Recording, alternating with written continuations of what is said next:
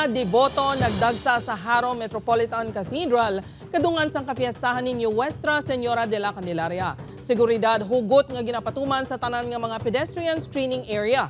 Ini ang gintutukan ni John Sala.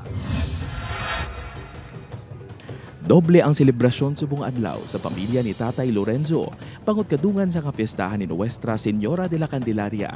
Ginasaulog man sini ang iya kaadlawan. Apisar nga mabudlay na sa iya nga magdasukman sa linibo ka mga deboto nga nagdagsa sa 8:30 nga misa kaina sang aga bangod naka-wheelchair na ini. Wala ini nangin upang agud mapadayon ang iya delikada na nga debosyon.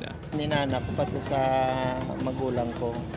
Isang buhi pa sila, nagasimbagi na din sila tigin patuloy ko lang.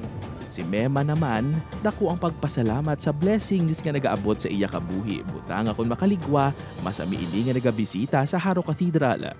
Tungod sa kay Mother Candelaria, ito mag-an man lang imo nga, kung makasimba ka dihaw.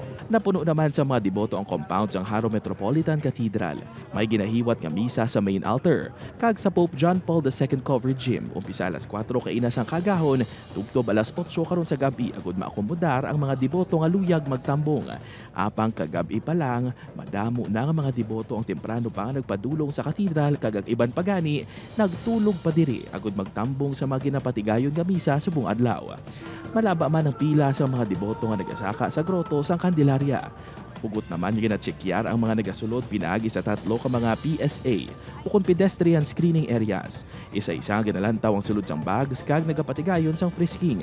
So far manageable, and wala pa man adjustment na nato prahon sa deployment plan naton, and hopefully ma-maintain ang aton tawag sini ang aton deployment sa area para nga ma-implement kag ma-deliver naton ang instruction ni Mayor Jervanias nga make sure wala sa mga dalagtong insidente matabo.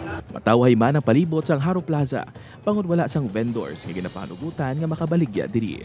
And the vendors na makita diri ang ating kita nga pahinimok para hindi siya mag-create sa obstruction sa aton nga traffic. John Sala, One Western Visayas.